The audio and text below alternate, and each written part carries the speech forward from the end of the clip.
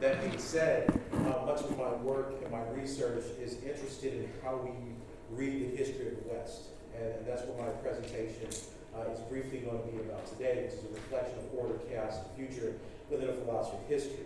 Now, for a lot of people, the way that we think of history is really a catalog of events, right? We really see historians as empiricists that are telling us what events happened in somewhat of a sequential order. But I wanted to quote Henry Kissinger here in his book, The World Order, because as he says, every age has its motif, a set of beliefs that explain the universe. It inspires or consoles the individual, providing an explanation for the multiplicity of events impinging on him. In the medieval period, it was religion, and enlightenment, it was reason in the 19th and 20th centuries. It was nationalism combined with a view of history as a motivating force. Science and technology are the governing concepts of our age. They have brought about advances in human well-being unprecedented in history. So their evolution transcends traditional cultural constraints, yet they've also produced weapons capable of destroying mankind.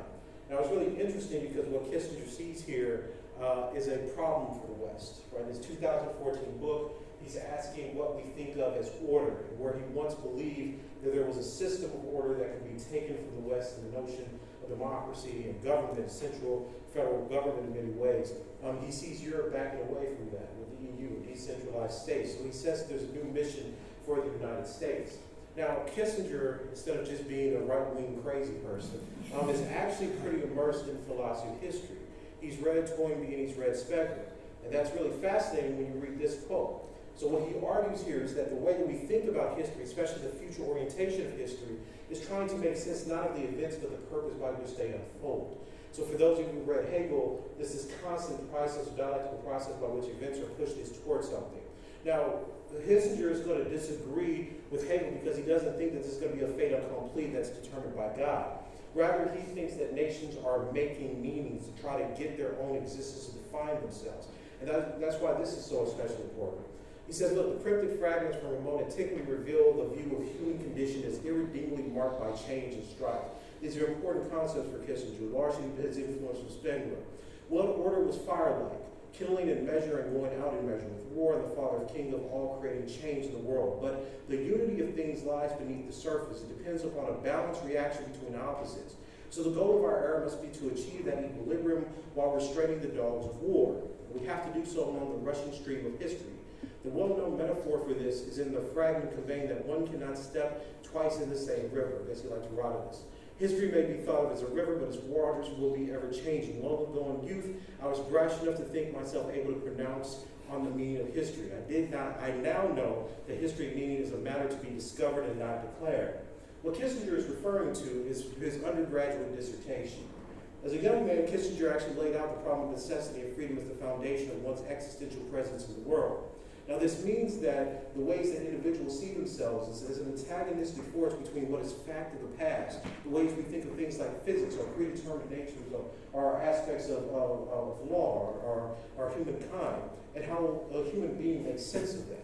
So the necessity for Kissinger is always an attribute of the past, where freedom is an inward state, a kind of phenomenology, an attitude that accompanies all action and is the causality that motivates man.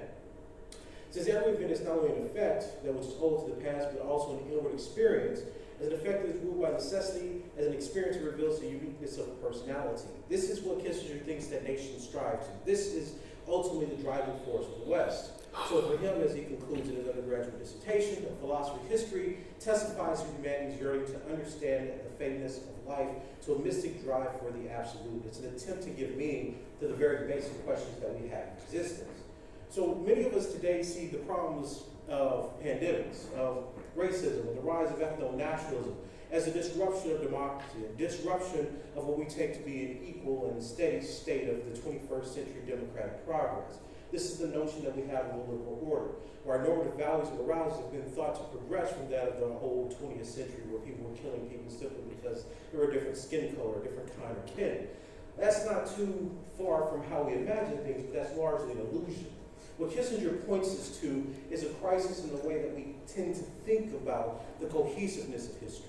Now, William V. Spanos makes a similar argument in his book, The End of Education, because he suggests that the way and the virtues of democratic knowledge held by citizens are more a reflection of how the educated citizens sought to preserve social order and avert the disruptions of the 1960s and 70s in the United States.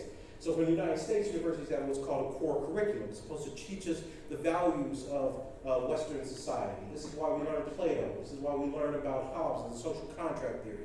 It's the idea that social stability can be maintained despite problems and strife if we all learn to simply negotiate and uphold the very humanist principles that we have learned from the past. So in Henry Roscovich's report on the core curriculum in 1978, he defined the educated person as someone who could not only think clearly and effectively, but someone who believed in the universal humanist principles of Western civilization. So like Kissinger, there's this idea that there's a sense of normative values that despite war, despite genocide, despite famine, pandemic, and all the ills that plague the West today, we can still find a way to preserve not only the social order and normative values of Western societies, but we can then bring that to a universal sense of the absolute. Now, while Kissinger does think there are even problems with that, specifically the rise of the economic power that China has in different spheres of influence, he nonetheless believes that the United States and the other Western powers have to negotiate around those problems to preserve a sense of the West. This, however, is a stark contradiction to how practically every other press group in the world thinks about the West.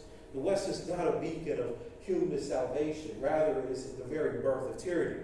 This is articulated by Sylvia Wynter. Now, Wynter is a different taste for a lot of people. A lot of people in the UK are familiar with her work. But there's a very, very interesting point that she makes in Mistaking the Map for the Territory. And what she tries to show is that the belief in the human being, and what I mean here is the way that you think about the human being, like the biological flesh. We think that this is a natural problem, right? That it's offered to the world and its mind been developed in modernity as the most advanced bios and biological flesh that can really connect to reality. She says this too is a cultural fiction.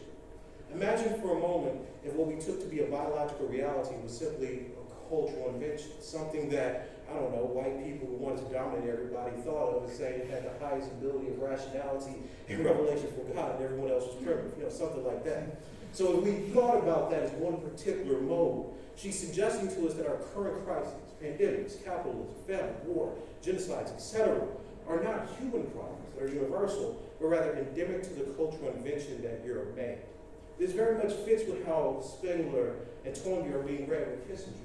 The only difference is that where Sylvia Wynter is pointing out that the very crises that we think we have that are parts of human reality are inventions that are owed to the specific mode of the human, Kissinger, Spengler, and Toynbee think that this is the move of human history that can be resolved by appealing to Western human dissolvement, right? So what I'm suggesting is the future in the philosophy of history is not something that we're debating about problems. I think we shouldn't make that mistake. What we're trying to argue here is how those events are going to have meaning for the kinds of civilizations that we think will determine and rule the world for the next 100 years, right? Thanks.